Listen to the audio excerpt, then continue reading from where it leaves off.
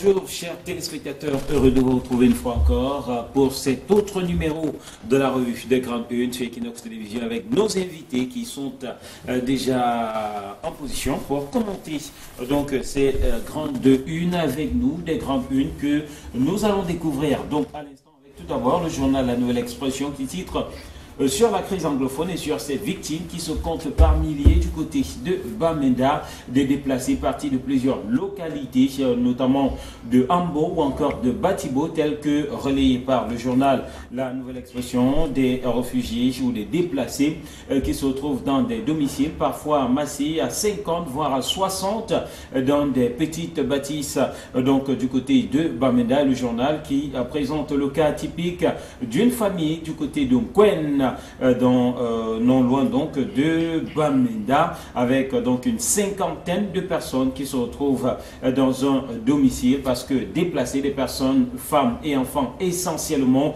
qui se plaignent d'avoir tout abandonné, d'avoir parfois bravé la route à pied pour rallier la ville de Bamenda. La situation humanitaire de plus en plus inquiétante, nous dit le journal, au moment où des initiatives se multiplient pour l'assistance des victimes dans la crise donc dans le nord-est et le sud-est. La Nouvelle Expression fait le point sur l'ampleur d'une tragédie dont les facettes sont encore confusément dévoilées. La Nouvelle Expression qui parle aussi de gouvernance et de pillage à ciel ouvert des ressources publiques. Dans un rapport présenté le 25 mai 2018 à Yaoundé, la World Bank Group démontre comment l'émergence 2035 prônée par le président de la République est tout simplement une chimère. Du sport dans les colonnes de ce journal ce matin, avec tout d'abord cette grogne annoncée des ouvriers sur le chantier de construction du stade d'Olembe. Une partie du personnel engagé par des sociétés sous-traitants avec Grupo Pekini envisage d'observer un sitting sur le chantier ce matin. Et puis Cameroun-Russie, vers l'entrée en vigueur des extraditions. Deux textes ont été déposés à l'Assemblée nationale et suppriment notamment le territoire russe de la liste des terres d'asile en cas de poursuite pénale. Info Matin s'intéresse à la présidentielle 2018 à sa grande une. Info Matin qui parle d'Akeremouna qui annonce une coalition. S'exprimant hier, le président du mouvement Now dit avoir déjà pris langue avec certains leaders de l'opposition pour battre le candidat du RDPC. Le candidat qui a dit avoir rencontré donc des leaders tels Maurice Kamto ou encore Joshua aussi, des candidats déclarés à la présidentielle et même Cabral Libi, et part de l'imminence de la formation d'une coalition de l'opposition pour affronter le candidat du Rassemblement démocratique du peuple camerounais. Le journal Le Détective qui s'intéresse ce matin à la sécurité routière et il parle du ministre des Transports, Galé Bibé, à l'épreuve de la sécurité routière. C'est la une de ce journal ce matin qui a fait savoir que la recherche d'un environnement de sécurité routière est greffée au cœur même des préoccupations du ministre en charge donc des Transports, qui en synergie avec d'autres administrations concernées, dont la gendarmerie nationale, multiplie des mesures de nature à assurer la protection des usagers de la route et aussi de leurs biens. Le jeune enquêteur à sa une parle d'engagement politique, notamment des chefs traditionnels et ces chefs supérieurs qui embarrassent leur peuple, nous dit le jeune enquêteur qui met à la une quelques-uns de ces monarques, notamment le sultan Bombo Djoya, le faune Victor Moukete ou encore le lamido Halim Ayatou. Ils sont ministres, ils sont députés, ils sont sénateurs ou maires. Le respect au roi est en péril au regard de leurs différents engagements politiques, nous dit le journal qui fait savoir qu'autrefois, le chef supérieur était un homme sacré, ses actes aussi, mais de plus en plus, on est en droit de se demander si cela est encore possible. Les chefs traditionnels qui ont embrassé la politique et sont de plus en plus ministres, députés, maires et sénateurs dans un contexte pluraliste marqué par le multipartisme. Cela est présenté par le journal Le Jeune Enquêteur comme une frustration difficile à avaler pour les populations. Et c'est le journal qui, sans être exhaustif, présente quelques cas sur lesquels l'attention mérite d'être portée. Et puis, le journal parle aussi d'élections municipales avec deux maires qui sont sûrs d'être réélus à Douala, nous dit le jeune enquêteur qui présente Madame Denise Franco et Monsieur Lengue Malapa notamment. maire de Douala deuxième et maire de Douala premier. Le journal nous le dit donc, le journal qui parle aussi de l'affaire EEC et nous fait savoir qu'après le verdict de la Cour d'appel, une chrétienne des États-Unis épingle le président sortant. Alors, le journal Le Jour donne la parole ce matin au chairman du SDF, du Social Democratic Front, le chairman qui, dans un entretien, revient amplement sur la situation dans la région du sud-ouest et du nord-ouest, Nidjon Fondi, qui déclare notamment, et c'est ce qui est repris en grande une, « J'ai peur pour notre pays ». Affaire Mida, la guerre des chiffres dans les colonnes du journal Le Jour, ce matin avec donc des chiffres qui s'entrechoquent, qui sont publiés par l'administration et même par quelques personnes autour de ce Mida, en tout cas des chiffres qui se font la guerre. Donc le journal Le Jour en parle ce matin. Le Financier d'Afrique parle de réglementation à sa une. Le Financier d'Afrique qui parle de ces 3 projets de texte COBAC sur les établissements de services. Et ces règlements sont relatifs aux services de paiement aux prestataires de ce nouveau secteur d'activité ainsi qu'aux normes prudentielles applicables aux établissements de paiement. Et la météo ce matin parle de la présidentielle 2018 et de ces 62 millions de francs CFA mobilisés. La Mofou et Afamba casse la tirelire. Le pactole vendredi en fou, c'est le fruit des contributions des élites et autres du département qui par ailleurs réitère l'appel à candidature de Paul Biya. Justement sur cette actualité émergence, le quotidien restant sur la présidentielle 2018 présente les visages de ceux qui cotisent pour la campagne de Paul Biya, des ministres, des directeurs généraux, des présidents de conseils d'administration de sociétés et d'entreprises publiques. Plus de 176 millions de francs CFA déjà collectés pour les besoins de cette cause, cette campagne du président de la République. 4 départements dans la région du centre se détachent du lot avec ces différentes contributions. CDC at the front page of le quotidien Emergence this morning. More than 3,500 workers may lose jobs due to the Anglophone crisis. That was said by Emergence, le quotidien. Et puis le journal Le Quotidien de l'économie qui parle de prospective et du FECOM qui est à l'épreuve du financement de la décentralisation. Une réflexion contenue dans un ouvrage collectif apparaît sur les établissements publics administratifs et des sociétés d'État éclair sur le nouveau rôle du Fonds spécial d'équipement et d'intervention intercommunale, nous dit le journal. Mutation parle de la Coupe du Monde Russie 2018 en grande une et parle de cette bataille autour des droits de retransmission au Cameroun. Le journal qui présente une enquête sur une duel à distance, donc à lire dans ces colonnes. Voilà qui nous permet de sortir de ces grandes unes et de retrouver nos invités sur ce plateau. Camille Nélé, bonjour. Bonjour Eric Martial Diomo, bonjour téléspectateurs d'Equinox Télévision, bonjour à Casimir Désiré Tanier et bonjour à tous ceux qui, comme moi, ont sursauté devant ces titres d'un journal paru ce jour qui fait le décompte, qui aligne les personnes, les élites, des personnalités qui sont en train de rassembler de l'argent, de cotiser de l'argent pour la campagne du président de la République pour qu'il puisse payer sa caution. C'est tout simplement ridicule. On ne comprend pas que dans un pays pauvre, très endetté, il est vrai que notre président vient de s'acheter 2 voitures à 1 milliard de francs, mais qu'on ne comprend pas que des personnes sensées et qui ont de plus de responsabilités fassent tout un cinéma pour démontrer à la population et qui elle-même, parce que aller dans ces départements où les gens cotisent des centaines de millions, vous allez trouver des gens qui n'ont même pas de l'eau à boire, qui n'ont pas d'électricité, mais ils cotisent des centaines de millions de francs pour donner au président de la République, lui qui peut puiser là où il veut, qui est le candidat même du RDPC, le candidat naturel. Donc le RDPC n'a même pas de problème pour payer sa caution, mais on est en train de s'échiner pour lui démontrer que non, on paye la cotisation, on paye la caution pour toi. J'aurais été bien aise de voir que les gens cotisent pour Cabral Libé, qui n'a pas de background, qui n'a pas d'argent, ou qu'on cotise pour Matumba, mais qu'on cotise pour Paul Biya. Tout de même, c'est un peu renversant. Et moi, je pense qu'en mettant ça, les talents ça dans les journaux, ça enfonce le Cameroun davantage dans le ridicule. Casimir Désiré Tanier, bonjour. Bonjour Eric, bonjour Camille, merci. Et lui, il a sursauté. Moi également, j'ai sursauté pour autre chose. Oui. Deux choses d'ailleurs. Vous avez annoncé tout à l'heure dans un journal 3500 personnes qui doivent perdre leur emploi du fait de la crise économique. Ça m'a fait sursauter. Crise anglophone. Du fait de la crise anglophone. La deuxième chose, lorsqu'un journal annonce à la grande une qu'une personne est en prison, alors qu'il n'en est rien, tout simplement pour un règlement de compte. On a parlé d'un certain monsieur Foucault Gabriel qui serait en prison, alors qu'il n'en est rien. Également, ça m'a fait sursauter.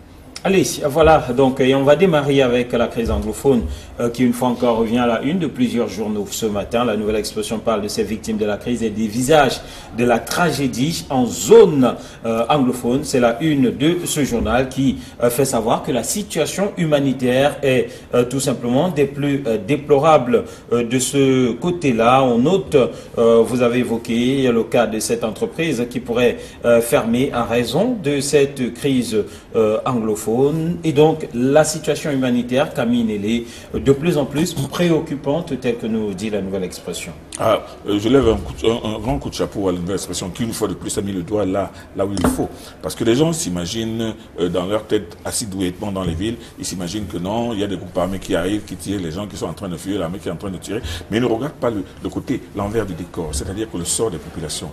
Ce qui arrive au Cameroun aujourd'hui est ce qui est arrivé à beaucoup d'autres pays avant nous. On a vu des populations du Nigeria pendant la guerre du Biafra qui portent des matelas sur leur tête avec des enfants qui sont en train de mourir, des enfants qui sont en train de marcher, qui sont blessés. On a vu ces clichés au Congo, on les a vus en Centrafrique, on les voit au Soudan du Sud. Et aujourd'hui, ça arrive au Cameroun. Ce qui arrive aux autres est arrivé aux autres, est en train de nous arriver et c'est extrêmement triste. Vous voyez donc, moi je pense que la Nouvelle Expression, en amenant les Camerounais à regarder et à faire une introspection dans le quotidien de ces personnes qui sont obligées de quitter précipitamment leur maison, sans abandonnant tout, marchant parfois à pied sur des centaines de kilomètres. Dans la brousse, sans nourriture, sans rien, il faut que les Camerounais commencent à se mettre à la place de ces pauvres frères traumatisés pour comprendre que la crise anglophone, c'est pas seulement des crépitements, c'est pas seulement une histoire de camp, mais c'est une histoire de population qui sont en train de souffrir, il y a des enfants qui meurent, on n'en parle pas, il y a des malades qui trépassent en route et qu'on est obligé d'en tirer en route. Donc, moi, je pense que ce dossier de la Nouvelle Expression est bienvenu et permet aux uns et aux autres de comprendre, de voir l'une des facettes cachées de cette crise. Alors, Casimir Désiré-Tani, la Nouvelle Expression, à travers ce grand reportage de Frédéric Tacan, nous présente le cas, par exemple, de ce domicile au quartier en Coin, où une petite maison de quelques pièces où on retrouve 60 personnes blaves, véritablement. Il y a à craindre, parce que là, ce n'est qu'un simple cliché. Oui, la Nouvelle Expression a fait mieux qu'un travail d'investigation, je dirais du journalisme de terrain, c'est-à-dire décrire la situation telle que ça se présente exactement sur le terrain. Et il ne sert à rien de rester à des milliers de kilomètres et de parler de la crise anglophone sans aller sur le terrain pour vivre ce qui se passe.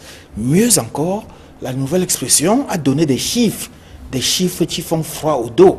Tenez, Éric Marcel Djomo, la Nouvelle Expression nous révèle qu'au jour d'aujourd'hui, on décompte environ 120 civils tués, 43 forces de maintien de l'ordre également, qui sont passées de vie à trépas. Et lorsqu'il parle des déplacés et des réfugiés, il annonce qu'on a déjà dénombré 160 000 déplacés, dont 34 000 réfugiés seulement au Nigeria. Il est vrai qu'on n'a pas exactement de quoi apprécier ces chiffres, mais ces chiffres donnent à peu près l'ampleur des dégâts de cette crise anglophone. Et loin de là, vous avez parlé d'un cas d'une petite maisonnée qui est obligée d'abriter plus de 60 personnes. La Nouvelle Expression également est allée un peu plus loin en démontrant des familles qui ont vu leurs membres tués pendant que les autres étaient en fuite. Donc, il y a des situations très graves et aggravantes qui nous amènent à nous poser des questions au jour le jour. Est-ce que la crise anglophone viendra à s'éteindre un jour? Est-ce que les élections qui sont annoncées pour l'année 2018, et nous sommes déjà à la 2018, nous sommes en juin, la moitié de 2018.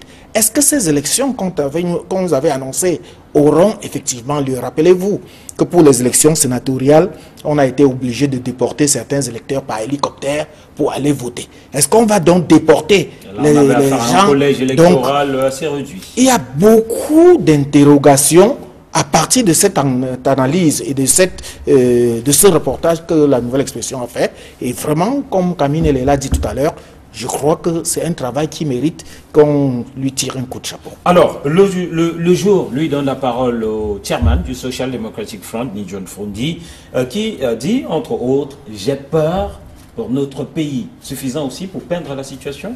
Il n'y a pas que lui qui a peur. Nous avons tous peur. Nous avons tous peur que cette crise s'éternise, s'enlise. Nous avons tous peur que ces groupes armés maintiennent la pression de la guérilla pendant longtemps. Parce qu'il n'y a rien, il n'y a pas une guerre plus sale et plus durable que la guérilla. La guérilla peut durer 10 ans, 20 ans. C'est-à-dire que ces groupes peuvent vous emmerder pendant 20 ans. Ils sortent, ils attaquent, ils brûlent, ils vont aussi pas. Vous ne pouvez pas leur mettre la main facilement. Et quand John Frondi dit qu'il a peur, il a effectivement peur. Il y a de quoi avoir peur. Parce que la situation du Cameroun aujourd'hui est une situation assez tragique, Nous sommes en train de vivre une situation que nous n'avions pas connue ou que nous avions oublié depuis très très longtemps, parce que ce qui s'est même passé entre 1960 et 1970, c'était aussi une sorte de guerre de libération aussi. Mais ce qui arrive aujourd'hui est encore plus sauvage, encore plus tragique. Donc, je pense que John Frondi, aujourd'hui, en tant que leader politique, en tant que anglophone lui-même, je pense qu'il a toutes les raisons d'avoir sa crainte. En tout cas, et son initiative surtout d'aller rendre visite aux réfugiés camerounais, du réfugiés au Nigeria. Je ne pense pas que ce soit du bluff, je ne pense pas que ce soit un coup politique. Moi, je pense que c'est d'abord un geste humain, un geste humanitaire, et un geste absolument que non politique devait faire. Beaucoup d'hommes politiques devraient faire comme lui, aller sur le terrain, rendre visite aux déplacés de Banga, de Mouyouka, de Mbouda, et même lui, il a choisi le Nigeria parce que c'est de l'autre côté. Moi, je pense que ces populations-là, même si John Frondi ne leur apporte rien, il leur apportera au moins le réconfort, et leur dira que non, on pense à vous, on est avec vous. Je pense que ce qu'il a, son geste aujourd'hui et sa détermination à s'impliquer à sa façon dans ce conflit, moi je pense que c'est une bonne chose. Alors, Camille, le journal Le Jour, ce matin, propose donc une interview au fleuve du chairman du SDF qui revient longuement sur ce qui se passe dans le nord-ouest et le sud-ouest. Très rapidement, peut-être en 30 secondes, vous vouliez ajouter? Oui, je voulais dire que John Frondi a entièrement raison d'avoir peur pour le Cameroun, surtout parce que sur 10 régions que le Cameroun compte, 6 sont pratiquement en insécurité. Lorsque vous voyez ce qui se passe dans le nord-ouest et le sud-ouest, ça fait déjà 2 régions. Toute la région septentrionale, c'est-à-dire de l'Adamawa au nord en passant par l'extrême nord, est menacée par Boko Haram. L'extrême nord, l'est, je vais dire, est également menacé avec les histoires de les anti-Balaka, les Seleka et tout ce qui vient de la République centrafricaine. Ça fait pratiquement 6 régions qui sont en insécurité et je crois que John Frondi a raison d'avoir peur pour le Cameroun. Alors, on va passer à un autre sujet avec notamment le journal Émergence et bien entendu le journal La Météo. On parle là de ces personnes, ces contributeurs.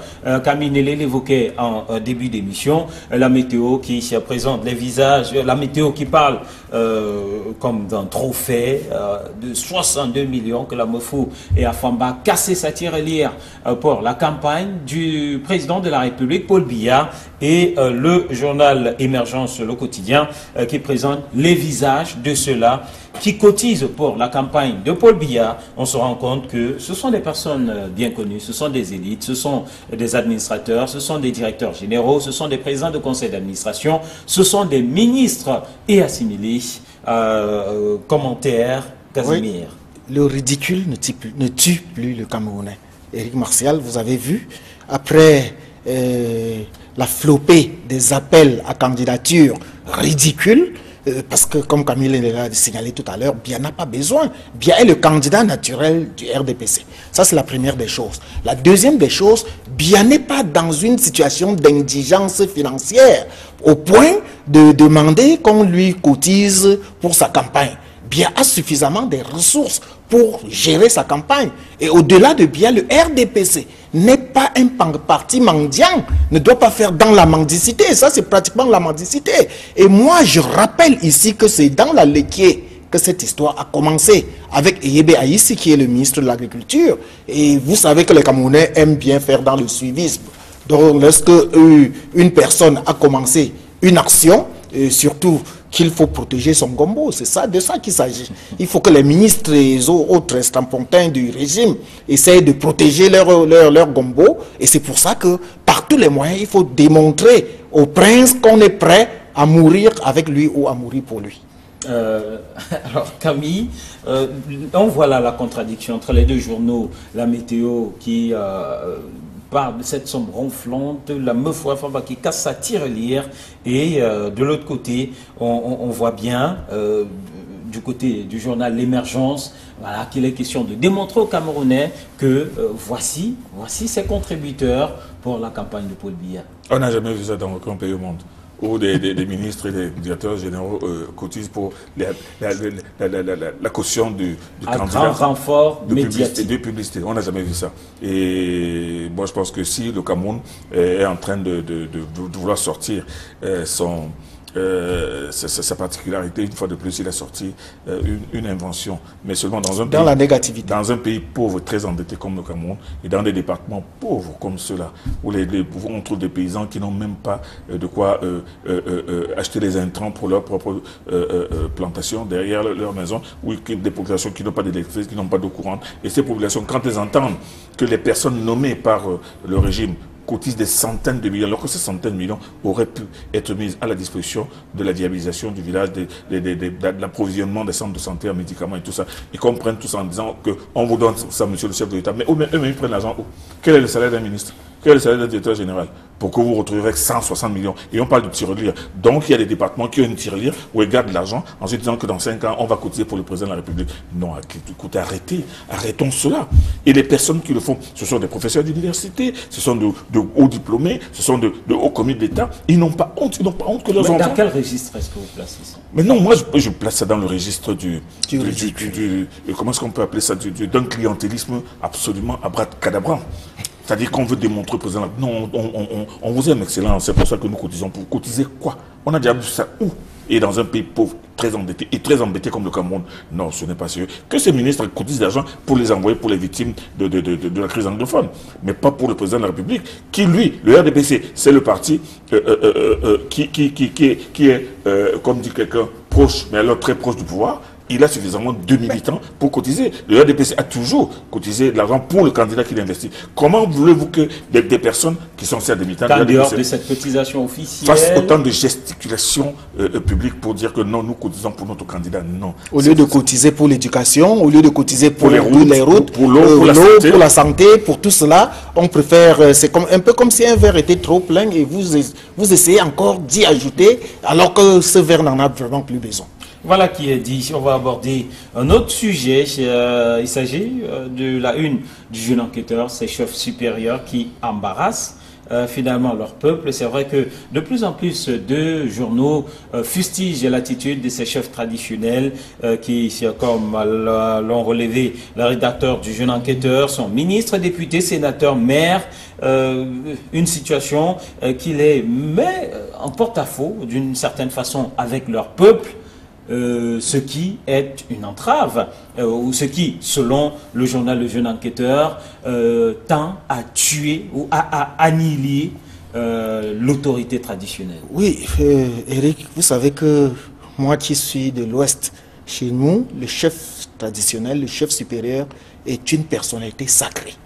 Et tous les œuvres, tous les actes d'un chef doivent être sacrés. Et le peuple doit obéissance totale à leur chef. Mais quand vous voyez un chef qui s'engage en politique, que ce soit derrière, très souvent, c'est toujours derrière le parti au pouvoir, alors que dans le village, il y a des opposants, il y a des leaders politiques, il y a d'autres partis politiques, regardez un peu dans quel genre d'embarras les populations se retrouvent. Et non seulement cela, nous avons assisté à une sorte de dualité que le gouvernement a essayé de placer entre deux villages, par exemple. Lorsqu'un chef traditionnel, vous savez que les chefs supérieurs dans l'ensemble se valent, lorsqu'un chef traditionnel a pour suppléant un autre chef traditionnel d'un autre village. Vous voyez un peu comment ça se passe. C'est un peu comme si le village qui a le titulaire était supérieur au village qui a le suppléant. Et les habitants, les ressortissants des deux villages se posent un peu en rivalité. Donc, vous voyez, on se retrouve dans une sorte d'embarras. Et nous avons cité quelques-uns. Je vais prendre deux exemples. Ibrahim Bombo Djoya, qui, il y a quelque temps, a embarrassé les gens en demandant la tenue à tout prix d'un congrès extraordinaire pour désigner le candidat du RDPC. Alors qu'il sait très bien que le candidat du RDPC est là. Il l'a fait parce qu'il fallait, et vous savez que dans le Noun, il est toujours en dualisme entre lui, il y a toujours un dualisme entre lui et Ibrahim et Damdjoya qui est président de l'UDC. Chief Moukete a fait une sortie récemment qui également a totalement embarrassé tout le monde.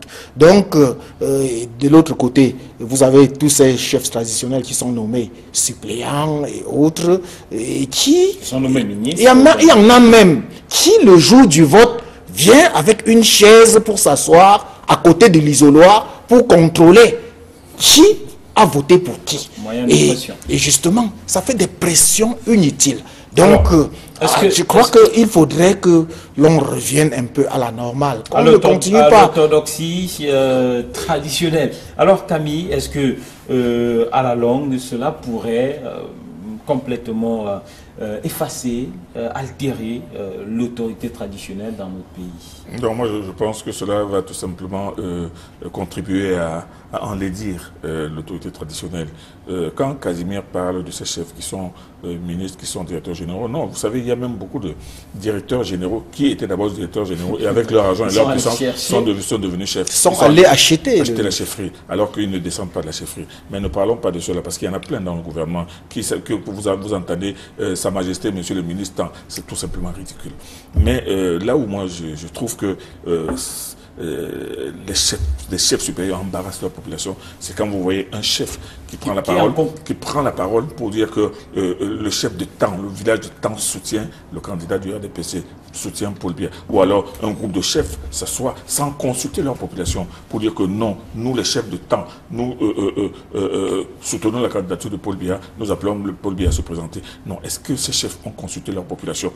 Les chefs traditionnels sont des hommes et les chefs traditionnels sont libres. Est-ce qu'ils ne sont pas finalement obligés au regard du contexte, vu que certains chefs vous font savoir que si c'est pas fait comme ça, eh bien leurs localités ne seront pas développées. Quand c'est pas les chefs qui le disent, ce sont les élites proches du pouvoir qui le disent. Mais je ne sais pas, ces élites-là sont nommées, et cela rejoint d'ailleurs cette autre pratique bizarre et tout aussi ridicule de ces...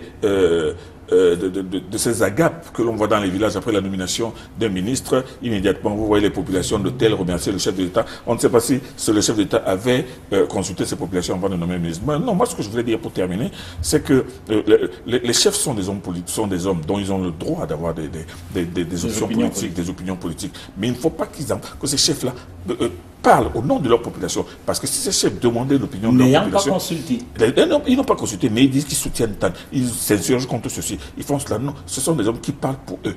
Bon, il est vrai qu'aujourd'hui aussi, les chefs sont devenus des auxiliaires de l'administration. Ça veut dire qu'ils ont un salaire. Mais ce n'est pas, en soutenant, on n'a pas qu'ils n'auront pas leur salaire. Mais seulement, il faut dire, et vraiment il faut le dire à ces chefs en les regardant droit dans les yeux, que ces chefs-là commencent à perdre du crédit aux yeux de leur population quand ils prennent position, surtout pour le parti au pouvoir, sans avoir consulté leur population. Et que dire d'un chef qui s'engage en politique et qui se retrouve, par exemple, dans le cadre d'une élection, à compétir avec un de ces sujets? Voilà, vous avez parlé de vos origines et certainement, même ailleurs, c'est pas toujours digeste. Oui, parce que quand le chef perd une élection face à son peuple, c'est le désaveu total.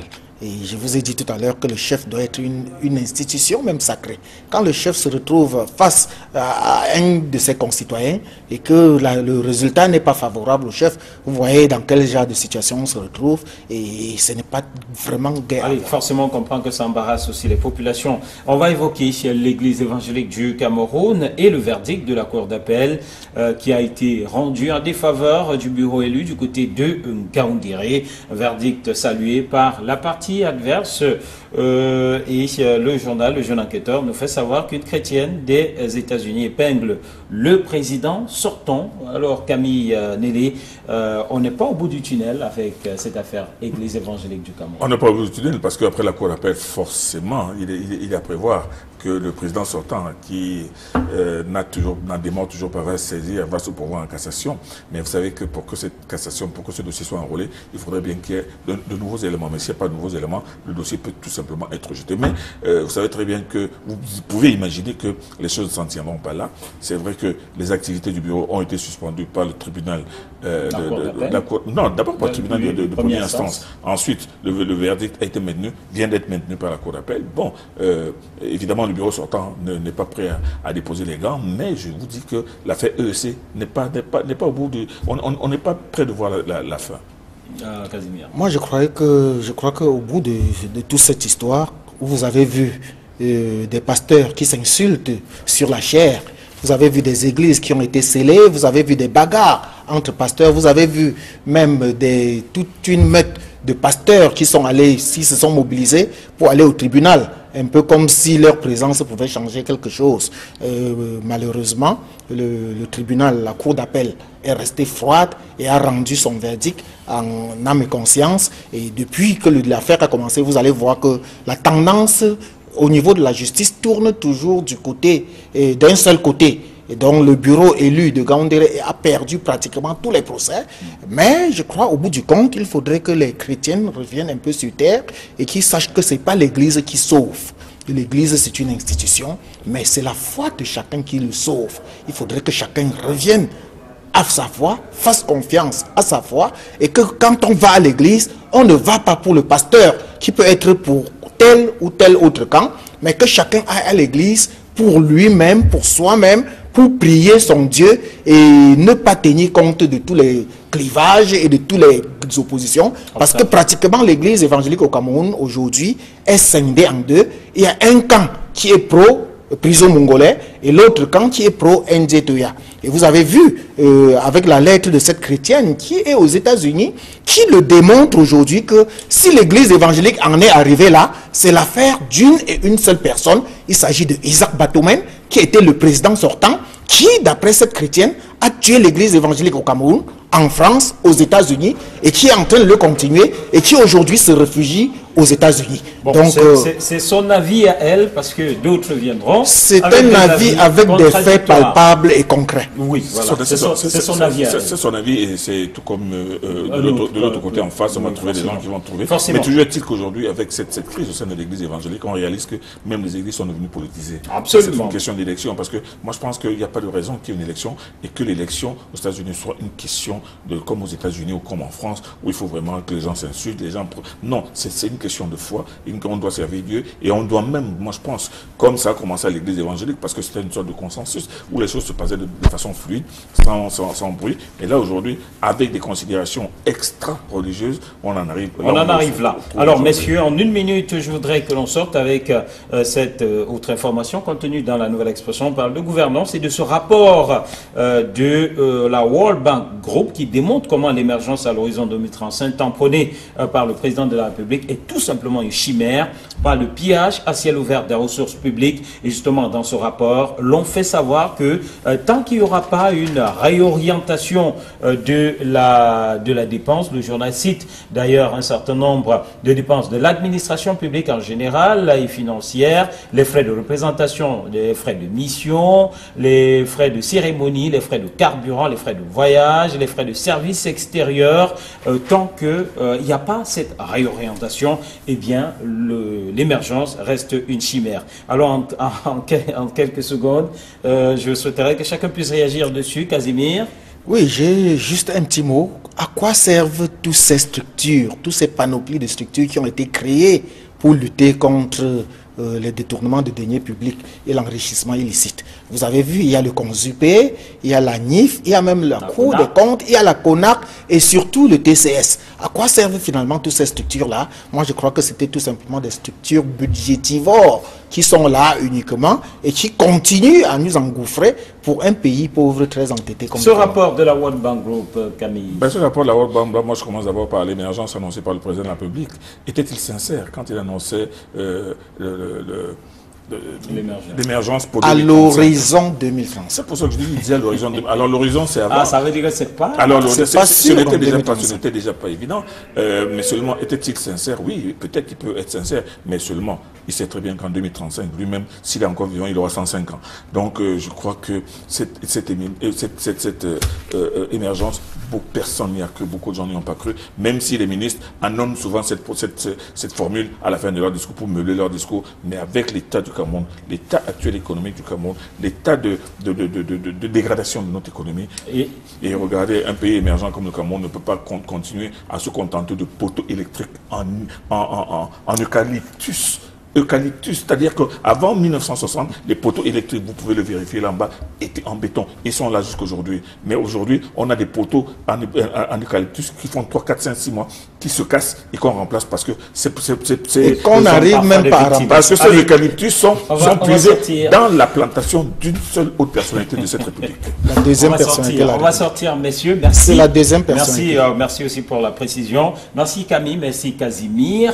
Merci à vous qui êtes restés en notre compagnie, madame, monsieur. Nous vous souhaitons de passer une excellente journée en compagnie des programmes d'Equinox Télévision. Demain sera un autre jour. Nous serons là pour un autre numéro. Au revoir.